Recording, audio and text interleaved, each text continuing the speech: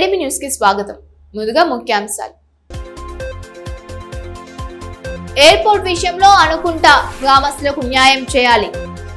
మాజీ మంత్రి జోగు రామన్నను కలిసి సమస్యలు విన్నవించిన గ్రామ ప్రజలు. అన్ని విధాల అండగా ఉంటామని భరోసా కల్పించిన జోగు రామన్న.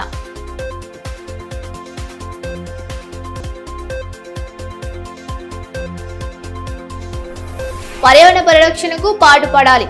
వనమహోత్సవంలో పాల్గొని మొక్కలు నాటిన మున్సిపల్ చైర్పర్సన్ బండారి అనుష.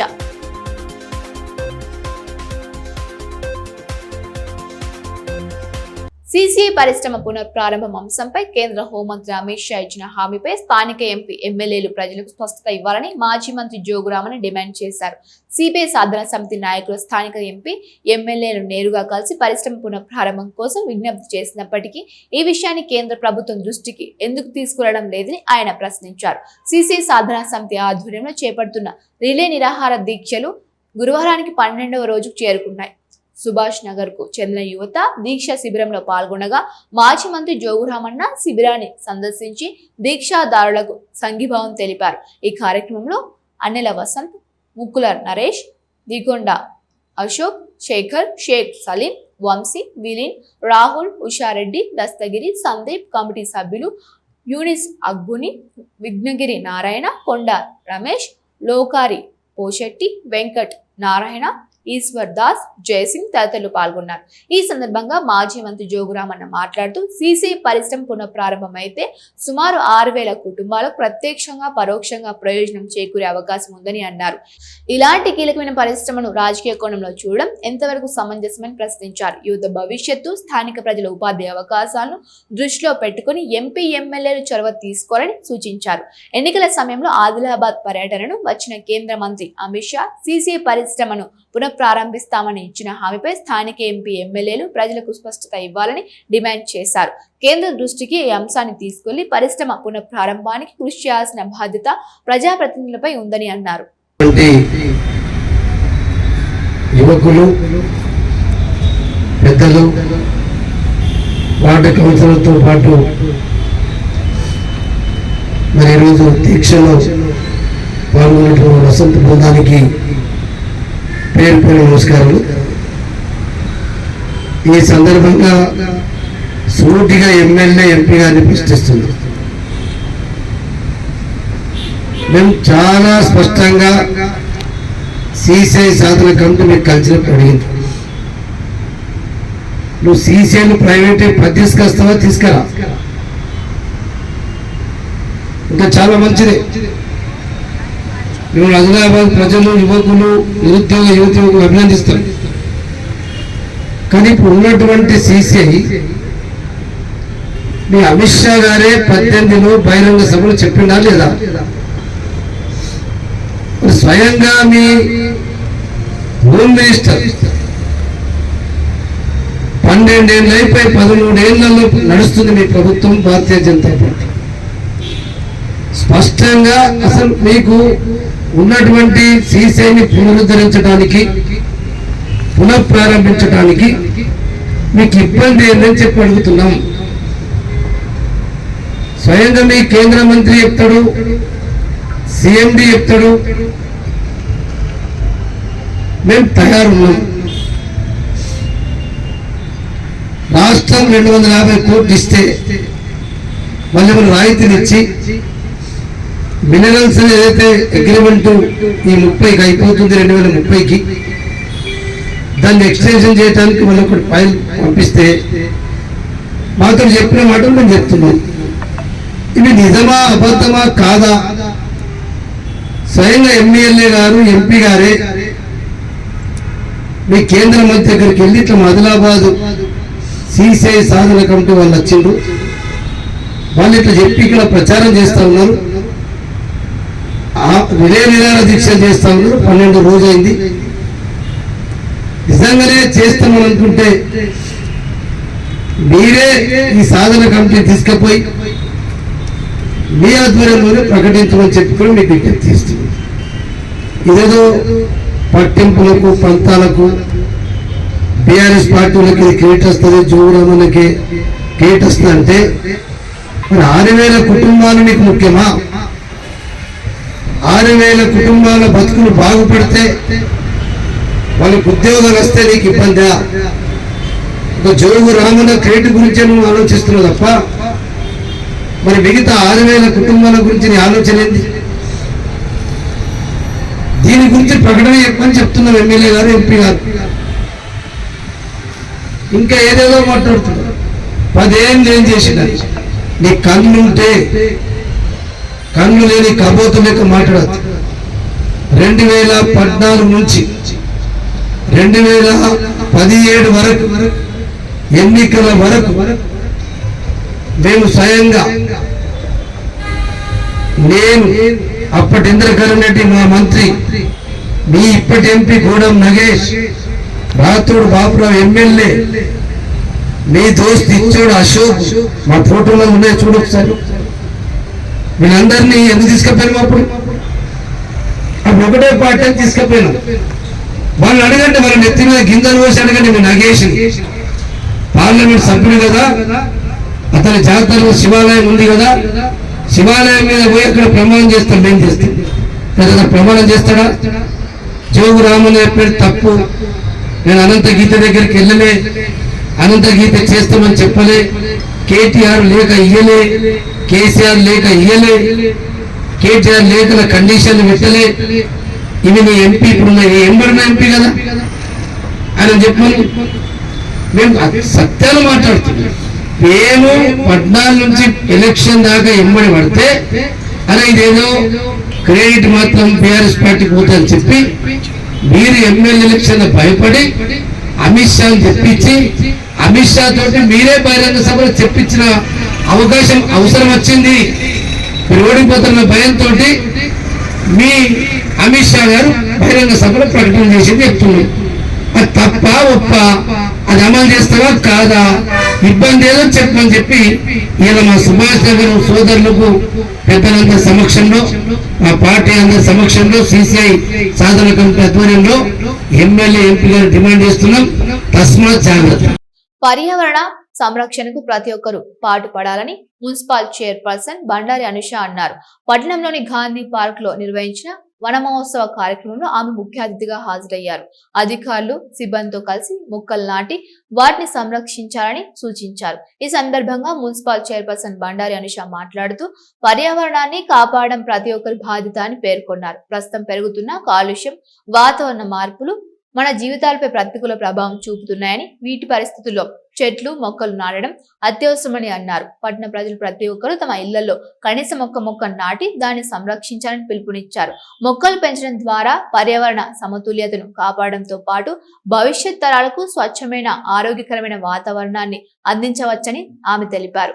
ఈ కార్యక్రమంలో municipal commissioner Jagadish Goud, environment engineering Avikiran, step మాజీ సిఇఓ వెంకటేశ్వర్లు తదితరులు పాల్గొన్నారు. ఏదైతే ఈరోజు మేము గాంధీ పార్క్ వద్ద మొక్కలు పెట్టడం జరిగింది. ఎందుకంటే మొక్కలు అనేవి మనకు చాలా అవసరము. ఎందుకంటే గతంలో ఇంతకు ముందు చూసుకుంటే కనుక మంచిగా వర్షాలు పడుతుండే, సమృద్ధిగా పంటలు పండుతుండే. కానీ కాలానుకూలంగా మనము ఈ మొక్కలు నాటడము తగ్గిపోయి, అలాగే మొక్కల్ని కూడా ఉంచకుండా వృక్షాలను కూడా మనం తొలగించడం వల్ల వర్షాలు పడకుండా పంటలు కూడా పండడం లేదు సరిగా. ఆరోగ్య దృష్టి కూడా, అలాగే వర్షాల కోసం కూడా ప్రతి ఒక్కరూ ఇంటికి ఒక మనిషికి ఒక మొక్క అయినా కనీసం నాటితే చాలా బాగుంటుంది. ఎవ్రీ ఇయర్ అని ఒక మంచి సంకల్పం తీసుకుంటే, ఇప్పుడు మన బర్త్డే ఉన్నా కూడా, అలాగే యానివర్సరీ ఉన్నా కూడా కనీసం ఒక మొక్క నాటండి. ఆ మొక్క మీకు మీ ఇంటికి ఒక రక్షణ కవచంగా కూడా ఉంటుంది. ఎందుకంటే ఒక వృక్షం ద్వారా మనకు కార్బన్ డైఆక్సైడ్ తీసుకొని ఆక్సిజన్ కూడా ఇస్తుంది. కాబట్టి దయచేసి ఈరోజు ప్రతి ఒక్కరు ఒక మంచి సంకల్పాన్ని తీసుకోవాలని కోరుకుంటూ, అలాగే మా మున్సిపాలిటీ నుండి ఈరోజు మేము హార్టికల్చర్ డిపార్ట్మెంట్ వాళ్ళ దగ్గర తీసుకున్న మొక్కలు చాలా బాగున్నాయి. ఈరోజు ఇక్కడ పెట్టడం జరిగింది. గతంలో కనుక చూస్తే మేము ఏవైతే ములక్కాడ కావచ్చు, అలాగే నిమ్మ, ఉసిరి ఇవ్వడం జరిగింది. కానీ కొందరు ఇంట్లో అవి పెట్టుకోలేకపోతున్నారు కాబట్టి పూల మొక్కలు ఇస్తున్నాం. తప్పకుండా మేము ఇచ్చిన మొక్కలు తీసుకున్న తర్వాత కూడా దాన్ని కాపాడే బాధ్యత కూడా మీ మీద ఉంటుంది. ఆదిలాబాద్ ఎయిర్పోర్ట్ కు సంబంధించిన డిపిఆర్ లో మార్పులు చేస్తే స్థానిక రైతులకు తీవ్ర అన్యాయం చేసేందుకు ప్రయత్నిస్తున్నారని అనుకుంట గ్రామ రైతులు, గ్రామస్తులు ఆవేదన వ్యక్తం చేశారు. గురువారం శాంతినగర్లోని మాజీ మంత్రి జోగురామన్ నివాసానికి చేరుకున్న గ్రామస్తులు ఆయనను కలిసి తన సమస్యలను వివరించి వినతి పత్రం అందజేశారు. ఈ కార్యక్రమంలో బండి దత్తాత్రి, మంచాల మల్లయ్య, కదరపు అశోక్, రావుల రమేష్, ఆపాకం భూమయ్య, మోహిన్, రావుల సోమన్న, జక్కుల సత్యనారాయణ, బండి సాగర్, దూడ రాజేశ్వర్ తదితరులు పాల్గొన్నారు. ఈ సందర్భంగా మాజీ మంత్రి జోగురామన్న మాట్లాడుతూ ఎయిర్పోర్ట్ నిర్మాణంపై ఎప్పటికీ స్పష్టత ఇవ్వకుండా అనుకుంట గ్రామస్తులను ఆందోళనకు గురి చేయడం సరికాదని అన్నారు. ఎట్టి పరిస్థితుల్లోనూ అనుకుంట రైతులు, గ్రామస్తులకు అన్యాయం జరగకుండా బీఆర్ఎస్ పార్టీ అండగా నిలుస్తోందని భరోసా ఇచ్చారు. గతంలో కలెక్టర్ అహ్మద్ బాబు ఆధ్వర్యంలో నిర్వహించిన సర్వే ప్లానింగ్ ప్రకారమే ఎయిర్పోర్ట్ నిర్మాణానికి సంబంధించిన నిర్ణయాలు తీసుకోవాలని గ్రామస్తులు కోరుతున్నారని తెలిపారు. గతంలో రూపొందించిన ప్రణాళికను పక్కన పెట్టి కొత్తగా అనాధికార డిపిఆర్ రూపొందించాల్సిన అవసరం ఏమొచ్చిందని ప్రశ్నించారు. ఎయిర్పోర్ట్ నిర్మాణానికి అనుకూలంగా ఉన్న భూములు 68 సర్వే నెంబర్లో ఉన్నప్పటికీ వాటిపై స్థానిక ప్రజాప్రతినిధులు దృష్టి సారించకపోవడం వెనుక ఉన్న అంతర్యం ఏమిటని ప్రశ్నించారు. స్వలాభం కోసం డిపిఆర్ ను మార్చి రైతుల భూములకు నష్టం కలిగించే ప్రయత్నాలు జరుగుతున్నాయనే ఆరోపణలపై పూర్తి స్థాయిలో వాస్తవాలను ప్రజల ముందుకు తీసుకువస్తామని తెలిపారు. అనుకుంట గ్రామ రైతులు, గ్రామస్తులకు శాశ్వత పరిష్కారం లభించే వరకు వారి పక్షాన నిలబడి పోరాడతామని హామీ ఇచ్చారు. ఆదిలాబాద్ లో ఎయిర్పోర్ట్ సమైనటువంటి విషయంలో ఈరోజు అనుకుంట గ్రామానికి సమైనటువంటి భూములు కోల్పోయేటటువంటి రైతులందరూ కూడా నా దగ్గర రావడం జరిగింది. దీని సందర్భంగా వాళ్ళు చెప్పే ఉద్దేశం ఏంటంటే, ఎన్నో సంవత్సరాల నుంచి మేము దగ్గరున్నాం, సిటీకి ఆనుకొని ఉన్నాం. ఇలా వాళ్ళందరి బాధ ఏంటంటే ఎయిర్పోర్ట్ కావాలా, ఎయిర్పోర్ట్కు అవసరం ఉన్నటువంటి భూములు కూడా ఉన్నాయి. 68 సర్వే నెంబరు టోటల్గా రియల్ ఎస్టేట్కు అమ్మేసుకున్నారు. అమ్మకాలు, కొనుగోలు ట్రాన్సాక్షన్స్ అయినాయి. బండలు వేసుకున్నారు. అది చెలుక భూమి, ఇదేమో మంచి పంటలు వండే భూమి, నల్లరేగడి భూమి. కాబట్టి 600-700 ఎకరాలు 68 సర్వే నెంబర్. కాబట్టి ఇలా ఒక ఊరు వద్దని ఇంకొక ఊరు తీసుకోవాలి కాదు. గతంలో అహ్మద్ బాబు ఉన్నప్పుడు చేసినటువంటి సర్వేలో ఏం తప్పు ఉంది. ఇప్పుడు ఎందుకు ఈ రకంగా మారింది అంటే అది చాలా రకరకాల కారణాలు ఉన్నాయి. మరి ఇక్కడ స్థానిక ప్రజాప్రతినిధులు, నాయకులు ఎవరైతే ఉన్నారో మరి వాళ్ళు కూడా దేనికి లొంగిపోయి మరి ఈ రకంగా ఇటు అనుకుంటాకాయి ఈ ప్లాన్ ని మార్చిండ్రో, ఎందుకు మార్చిండ్రో డీటెయిల్స్ కూడా రాతపూర్వకంగా కలెక్టర్ గారికి ఇస్తాం. అందుకొరకే ఇది తక్షణమే ఆపండి. ఇక్కడ లోకల్ ప్రజాప్రతినిధి ఇచ్చినటువంటి మ్యాప్ని మీరు ఎందుకు పాస్ చేస్తారు? క్లియర్ కట్ అర్థం కాదా? ఒక ఎమ్మెల్యే చేరే మిగులుతుందా? ఎమ్మెల్యే చేరు మిగిలిచ్చేసి దాన్ని క్రాస్ చేసి మళ్ళీ నాలా కూడా ఎన్నిసార్లు డైవర్ట్ అవుతుంది. ఆ నాలా డైవర్షన్ 300-400 కోట్లు పోతున్నది. కరెంటు లైన్కు 300-400 కోట్లు పోతుంది. 600-700 కోట్ల రూపాయలు వృధా అవుతుంది. అనవసరం సోషల్ మీడియాలో మేము 49 లక్షలు ఇస్తున్నాం, 50 ఇస్తున్నాం, అనవసరం రైతులని ఆందోళనకరంగా మీరు తయారు చేస్తూ ఉన్నారు. అది పరిస్థితి బాగుండదు. జిల్లా కలెక్టర్ గారు ఒకటే నేను చెప్తున్నా, మీరు మళ్ళా ఒకసారి అనుకుంటా గ్రామస్తులందరూ పిలిపించుకొని మాట్లాడిన తర్వాతనే మీ ప్లగ్ మార్కింగ్ విషయంలో కానీ దీన్ని సర్వే చేయాలా. భారత మాజీ ప్రధాని, భారతరత్న స్వర్గీయ రాజీవ్ గాంధీ జయంతి వేడుకలను జిల్లా కేంద్రంలో నూతన కాంగ్రెస్ కార్యాలయంలో ఘనంగా నిర్వహించారు. ఈ కార్యక్రమానికి జిల్లా కాంగ్రెస్ పార్టీ ముఖ్య నాయకులు, ప్రజాప్రతినిధులు, అనుబంధ సంఘాల నాయకులు, కార్యకర్తలు పెద్ద సంఖ్యలో హాజరయ్యారు. ముందుగా రాజీవ్ గాంధీ చిత్రపటానికి పూలమాలలు వేసి ఘనంగా నివాళులర్పించారు. అనంతరం ఆయన దేశానికి అందించిన సేవలు, యువత సాధికారత, సాంకేతిక రంగ అభివృద్ధి, గ్రామ అభివృద్ధికి చేసిన కృషిని నాయకులు స్మరించుకున్నారు. ఈ కార్యక్రమంలో ఆదిలాబాద్ మార్కెట్ చైర్మన్ బోలంచి శ్రీకాంత్ రెడ్డి, మాజీ మార్కెట్ చైర్మన్ అల్లూరి సంజీవరెడ్డి, మాజీ టీపీసీసీ జనరల్ సెక్రటరీ గండ సుజాత, మాజీ డీసీసీ అధ్యక్షులు సాజిద్ ఖాన్, జిల్లా కాంగ్రెస్ అధికార ప్రతినిధి బాలూరి గోవర్ధన్ రెడ్డి, రాష్ట్ర ఎస్సీ సెల్ ఉపాధ్యక్షులు దుర్గం శేఖర్, బాలూరి గోవర్ధన్ రెడ్డి తదితరులు పాల్గొన్నారు. ఈ సందర్భంగా కాంగ్రెస్ నాయకులు మాట్లాడుతూ దేశ ఐక్యత, సమగ్రతను కాపాడుతూ ఆధునిక భారతదేశ నిర్మాణానికి పునాదులు వేసిన దూరదృష్టి కలిగిన నాయకుడు రాజీవ్ గాంధీ అని అన్నారు. యువతను దేశ భవిష్యత్తుగా భావించి వారికి ప్రజాస్వామ్య ప్రక్రియలో మరింత భాగస్వామ్యం కల్పించేందుకు ఆయన చారిత్రాత్మక నిర్ణయాలు తీసుకున్నారని పేర్కొన్నారు. రాజీవ్ గాంధీ ప్రధానమంత్రిగా ఉన్న సమయంలో ఓటు హక్కు వయస్సును 21 సంవత్సరాల నుంచి 18 సంవత్సరాలకు తగ్గించే 61వ రాజ్యాంగ సవరణకు మార్గం సుగమం చేశారని, ఈ నిర్ణయం ద్వారా కోట్లాది మంది యువత ప్రజాస్వామ్య ప్రక్రియలో భాగస్వాములు అయ్యారని గుర్తు చేశారు. భారతదేశంలో కంప్యూటర్, టెలికమ్యూనికేషన్, ఆధునిక సాంకేతిక రంగాల అభివృద్ధికి ఆయన హయాంలో ప్రత్యేక ప్రాధాన్యత లభించిందని అన్నారు. రాజీవ్ గాంధీ సేవలు, ఆశయాలు నేటి తరానికి స్ఫూర్తిదాయకమని పేర్కొన్నారు. రాజీవ్ గాంధీ గారి పుట్టినరోజు శుభాకాంక్షలు తెలియజేస్తున్నాను. స్వర్గీయ రాజీవ్ గాంధీ గారు దేశ ప్రధానిగా ఈ దేశం కోసం ప్రాణాలు అర్పించినటువంటి ఒక మహానేత. వారి ఆశయాలు కొనసాగించడానికి కాంగ్రెస్ పార్టీ కార్యకర్తలు ఎప్పుడు కూడా ముందుండాలని కోరుకుంటున్నాం. ఎందుకంటే ఈ దేశంలో ఈరోజు ప్రతి ఒక్కళ్ళ చేతిలో ఫోన్ ఉన్నదంటే సాంకేతికతను భారతదేశానికి పరిచయం చేసినటువంటి ఒక మహనీయుడు రాజీవ్ గాంధీ గారు. 18 సంవత్సరాలు నిండినటువంటి యువకులకు రాజకీయాల్లో పాత్ర ఉండాలని చెప్పేసి ఓటు హక్కును కల్పించినటువంటి ఘనత కలిగినటువంటి ఒక మహానాయకుడు రాజీవ్ గాంధీ. అదేవిధంగా మహిళలకు ఈరోజు మేము ఇక్కడికి వచ్చి మాట్లాడుతున్నామనంటే స్థానిక సంస్థల్లో మహిళలకు 33% రిజర్వేషన్ ఇచ్చినటువంటి ఘనత అది రాజీవ్ గాంధీ గారికి దక్కుతుంది. మరి దేశ ప్రధానిగా ఒక యువకుడిగా ఈ దేశాన్ని ప్రపంచ పటంలో నిలిపే విధంగా ఆ రోజు ఎలాంటి సాంకేతిక లేనటువంటి సందర్భంలో భారతదేశానికి కంప్యూటర్ని పరిచయం చేసి మరి దేశ భవిష్యత్తుని ముఖ్యంగా యువకుల్ని ఐటీ రంగానికి పరిచయం చేసి ఈరోజు ప్రపంచాన్నే మన అరచేతులకు అందించినటువంటి ఒక మహనీయుడుగా దేశ ప్రధానిగా ఈ దేశ ప్రజలందరి గుండెల్లో ఉన్నారు. వారి ఆశయాల్ని కొనసాగించడానికి ఈరోజు నడుస్తున్నటువంటి భారతదేశంలో ఉన్నటువంటి ఒక మతతత్వమైనటువంటి పార్టీని పారదోలడానికి ఒక భారతదేశం సర్వ మతాలకు నిలయమైనటువంటి భారతదేశాన్ని కాపాడడానికి ప్రతి కాంగ్రెస్ కార్యకర్త కూడా నడుం కట్టాలని కోరుకుంటూ రాష్ట్ర ప్రభుత్వం తీసుకొచ్చిన GOMS నెంబర్ 97 రద్దు చేయాలని డిమాండ్ చేస్తూ భారత విద్యార్థి ఫెడరేషన్ తెలంగాణ రాష్ట్ర కమిటీ పిలుపు మేరకు రాష్ట్ర వ్యాప్తంగా నిర్వహించిన పాలిటెక్నిక్ కళాశాలల బంద్లో భాగంగా జిల్లా కేంద్రంలోని సంజయ్ గాంధీ పాలిటెక్నిక్ కళాశాలలు బంద్ చేయించారు. తరగతులను బహిష్కరించి కళాశాల ఎదుట నిరసన తెలిపారు.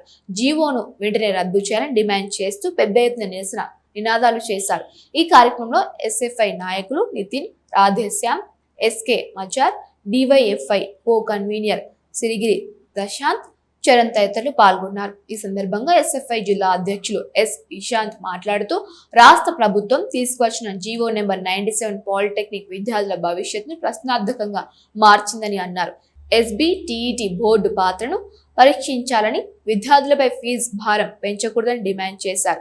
కళాశాలలు, హాస్టళ్లు, వర్క్ షాపులకు తగిన నిధులు కేటాయించాలని, పబ్లిక్ ప్రైవేట్ పార్ట్నర్షిప్ విధానాన్ని అమలు చేయకూడదని పేర్కొన్నారు. పాలిటెక్నిక్ విద్యను ATC, ITIలకు అనుసంధానం చేసే ఆలోచనను ప్రభుత్వం వెంటనే విరమించుకోవాలని కోరారు. GOMS నెంబర్ 97ను తక్షణమే రద్దు చేయాలని, లేని పక్షంలో పోరాటాన్ని మరింత ఉధృతం చేస్తామని హెచ్చరించారు. రిమ్స్ ఆసుపత్రిలో గురువారం కార్మికుల ఆందోళన చేపట్టారు. ఆసుపత్రిలో పనిచేస్తున్న సూపర్వైజర్లు నగేష్, ఇర్ఫాన్లను వెంటనే విధుల నుంచి తొలగించాలని డిమాండ్ చేస్తూ నిరసన నినాదాలు చేశారు. అనంతరం రిమ్స్ డైరెక్టర్ జయసింగ్ రాథోడ్ను కలిసి వినతి పత్రం అందజేశారు.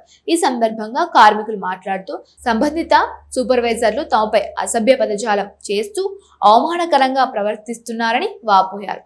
విధులు నిర్వహిస్తున్న సమయంలోనే బూతులు తిట్టడం, అవమానించడం వంటి చర్యలతో కార్మికుల మనోభావాలను దెబ్బతీస్తున్నారని తెలిపారు. ఈ విషయంపై స్పందించిన రిమ్స్ డైరెక్టర్ కార్మికుల సమస్యను సానుకూలంగా పరిగణించి తగిన చర్యలు తీసుకుంటామని హామీ ఇచ్చినట్లు కార్మికులు తెలిపారు. తమ సమస్య పరిష్కారం కాని పక్షంలో శనివారం పెద్ద ఎత్తున ఆందోళన చేపడతామని హెచ్చరించారు.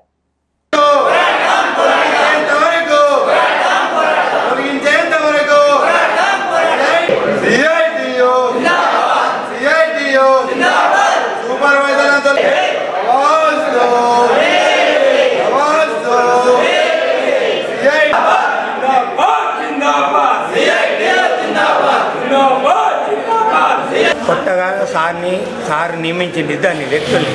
వాళ్ళు మహిళల్ని అని చూడకుండా బండ బూతులు తీరుతున్నారు. మహిళా కార్మికులను చూడకుండా బండ బూతులు మీడియా అర్థం చేసుకోవాలా. వాళ్ళని ఇమీడియట్లీ రిమ్స్ నుంచి బహిష్కరించాలి, తొలగించాలి. కార్మికుల్ని అట్లా తిట్టడానికి లేదు. ఏదైనా ఉంటే సమస్య కొన్ని మాట్లాడుకోవాలి, పరిష్కారం చేయాలి. డైరెక్టర్ సార్ ఈ సమస్య ఆయన విద్యాన్ని తొలగించేంత వరకు మా పోరాటం ఆగది. 2 రోజులు డైరెక్టర్ సార్కి మేము ఇచ్చినాం. 2 రోజుల పరిష్కారం కానీ వెడల యథావిధిగా ఇదే శనివారం రోజు మర్రా ధర్నా మేము చేపడతాం. అదేవిధంగా వేతనాలు రావట్లేదు. 20 తారీఖు రాఖీ పౌర్ణమి ఉంది, కంపల్సరీ వేతనాలు ఇవ్వాలి. డైరెక్టర్ సార్ని రిక్వెస్ట్ చేసినాం, వేతనాలు వేస్తామన్నారు రేపెల్లుండి. ఇంకా సీనియర్ వాళ్ళు ఉన్నారు, స్వీపర్గా పనిచేస్తున్నారు 20 సంవత్సరాల నుంచి. వాళ్ళకి ప్రమోషన్లు కావాలి. ఒక 30 మంది ఉన్నారు. వీళ్ళు కొత్తగా వచ్చిన వాళ్ళని సూపర్వైజర్లుగా నింపుతున్నారు. సీనియర్ వాళ్ళు సేపర్స్ ఉన్నారు 20 సంవత్సరాల నుంచి, వాళ్ళకి ప్రమోషన్ ఇవ్వండి. అచ్చుగా పరిష్కారం 2 రోజులలో కాకుంటే యథావిధిగా మర్రా ధర్నా కొనసాగిస్తామని మీడియా సందర్భంగా రిమ్స్ ప్రెసిడెంట్ దేవదాస్ గారిని మాట్లాడుతారు. సమాజ హితం చైతన్యం కోసం కృషి చేసిన సంత్ శిరోమణి శ్రీ గురు రవిదాస్ మహారాజ్ సేవలు చిరస్మరణీయమని ఎమ్మెల్యే పాయల్ శంకర్ అన్నారు. సంత్ రవిదాస్ 650వ జయంతి ఉత్సవాల నేపథ్యంలో ఈ నెల 23న హైదరాబాద్ లో దళిత మోర్చా ఆధ్వర్యంలో కలష్ వందన్ అభియాన్ కార్యక్రమ వాల్ పోస్టర్ ను గురువారం ఆయన ఆవిష్కరించారు. ఈ కార్యక్రమానికి ప్రజలు అధిక సంఖ్యలో పాల్గొని విజయవంతం చేయాలని కోరారు. కార్యక్రమంలో బీజేపీ జిల్లా అధ్యక్షులు బ్రహ్మానంద్, ఎస్సీ మోర్చా జిల్లా అధ్యక్షుడు బేరా దేవన్న తదితరులు పాల్గొన్నారు. భారతీయ జనతా పార్టీ ఆధ్వర్యంలో కలష్ వందన్ మహా అభియాన్ అనేటటువంటి ఒక కార్యక్రమం పేరుతో సంత్ రోహిదాస్ మహారాజ్ గారి యొక్క ఆలోచన విధానాన్ని, కులం అనేది మనిషికి పుట్టుకతోనే కాదని, చేసేటటువంటి కర్మలతో గొప్ప విజయాలు సాధించవచ్చని సమాజానికి గొప్ప సందేశం ఇచ్చినటువంటి ఆ యొక్క మహానుభావుని ఆలోచన విధానాన్ని ఈ నెల 23వ తారీఖు నాడు హైదరాబాద్లోని ఎగ్జిబిషన్ గ్రౌండ్లో భారతీయ జనతా పార్టీ దళిత మోర్చా ఆధ్వర్యంలో భారతీయ జనతా పార్టీ కార్యకర్తలు, మేధావులు, సంఘ సంస్కరణకర్తలు, మిగతా వాళ్ళంతా కూడా ఆ యొక్క కార్యక్రమంలో పాల్గొంటారు. కాబట్టి తప్పకుండా ఆ రోజు అందరూ కూడా ఆ యొక్క కార్యక్రమంలో పాల్గొని విజయవంతం చేసి ఆ యొక్క గొప్ప మహానుభావుడు భౌతికంగా మన మధ్యన లేనప్పటికీ ఆయన ఆలోచనలు, ఆయన ఆశయాలను మనమంతా కూడా పాటిస్తూ ముందుకు నడవాల్సినటువంటి అవసరం ఉంది. తలమూరు మండలం రుయ్యాడి గ్రామంలో మాజీ ప్రధానమంత్రి స్వర్గీయ రాజీవ్ గాంధీ 82వ జయంతి కార్యక్రమాన్ని మండల కాంగ్రెస్ పార్టీ అధ్యక్షుడు కాస్లాల ప్రతాప్ ఆధ్వర్యంలో నిర్వహించారు. ఈ సందర్భంగా రాజీవ్ గాంధీ దేశానికి చేసిన సేవలను, ముఖ్యంగా యువతకు సమాచార సాంకేతిక రంగంలో అందించిన ప్రోత్సాహాన్ని నాయకులు గుర్తు చేసుకున్నారు. అదే గ్రామంలో శివాలయ దేవాలయ పంతులు పటికి రమేష్ కోసం నూతనంగా నిర్మించిన గృహానికి పూజా కార్యక్రమాలు నిర్వహించి సర్పంచ్ ఉడుగు రాకేష్ తో కలిసి మాజీ ZPTC Goka Ganesh Reddy ribbon cut చేసి గృహాన్ని ప్రారంభించారు. గత 3 నెలల క్రితం రుయ్యుడి గ్రామంలో నూతన శబరిమాత ఆశ్రమాన్ని నిర్మించి భక్తులకు అప్పగించిన గోక గణేష్ రెడ్డి తాజాగా శివాలయ పంతులు కోసం నూతన గృహాన్ని నిర్మించడం పట్ల గ్రామస్తులు హర్షం వ్యక్తం చేశారు. గణేష్ రెడ్డి సేవా దృక్పథాన్ని గ్రామస్తులు అభినందించారు. శివుని ఆశీస్సులతో పంతులు రమేష్ కుటుంబం సుఖ సంతోషాలతో ఆరోగ్యాలతో ఉండాలని ఈ సందర్భంగా ఆశీర్వదించారు. బేలా మండల కేంద్రంలో మాజీ ప్రధాని దివంగత రాజీవ్ గాంధీ జయంతి వేడుకలను కాంగ్రెస్ పార్టీ నాయకులు, కార్యకర్తలు ఘనంగా నిర్వహించారు. ఈ సందర్భంగా రాజీవ్ గాంధీ చిత్రపటానికి పూలమాల వేసి నివాళులర్పించారు. ఈ కార్యక్రమంలో పార్టీ మండల అధ్యక్షుడు రూప్ రావ్ వాన్ ఖాండే, నాయకులు Sanjay Gundawar, youth Congress assembly convener Sama Rupesh Reddy, market ఉపాధ్యక్షుడు విలాస్ పటేల్, రమేష్ పటేల్, రాజు, అఖిల్ తదితరులు పాల్గొన్నారు. ఈ సందర్భంగా మండల అధ్యక్షుడు రూప్రావ్ వాన్కాండే మాట్లాడుతూ దేశ అభివృద్ధికి రాజీవ్ గాంధీ చేసిన సేవల్ని కొనియాడారు. సాంకేతిక రంగంలో విప్లవాత్మక మార్పులకు ఆయన పునాదులు వేశారని, యువత, విద్య, గ్రామీణ అభివృద్ధికి ఆయన अंदिंచిన సేవలు చిరస్మరణీయమని అన్నారు. जयंती निमित्त इथे सर्व काँग्रेस कार्यकर्ते, काँग्रेस नायक आणि तसेच गावकरी आणि माझे देशवासी इथे जमलेले आहे. या राजीव गांधीच्या जयंतीनिमित्त हा जयंतीचा कार्यक्रम ठेवण्यात आला व या कार्यक्रमाचा उद्देश म्हणजे राजीव गांधीने आपल्याला 21 वर्षाच्या वयामध्ये वोटरचा अधिकार होता, तो अधिकार 21 वर्षावरून 3 वर्ष कमी करून 18 वर्षावर आणला आणि त्याने देशाला दूरभाषाच्या कमी वयामध्ये भारताचा पंतप्रधान बनून देशाची सेवा केली व त्यांचे कार्य हे प्रत्येक देशामध्ये कुठेही त्यांचे पुतळे उभारण्यात येत आहे आणि त्यांच्या नावावर स्वर्गीय राजीव गांधीच्या नावावर हॉस्पिटल तयार झालेले आहे. म्हणून ह्या राजीव गांधीच्या कार्यक्रमामध्ये आपण सर्वच उपस्थित झाले. ముఖ్యాంశాలు మరొకసారి చూద్దాం. ఎయిర్పోర్ట్ విషయంలో అనుకుంటా గ్రామస్తులకు న్యాయం చేయాలి. మాజీ మంత్రి జోగురామన్ను కలిసి సమస్యలు విన్నవించిన గ్రామ ప్రజలు. అన్ని విధాల అండగా ఉంటామని భరోసా కల్పించిన జోగురామన్న.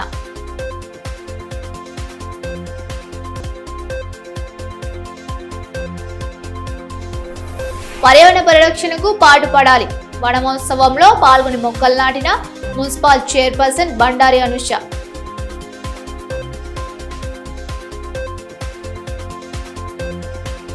ఇవి నాటి వార్తలు. చూస్తూనే ఉండండి ఏడీబీ న్యూస్.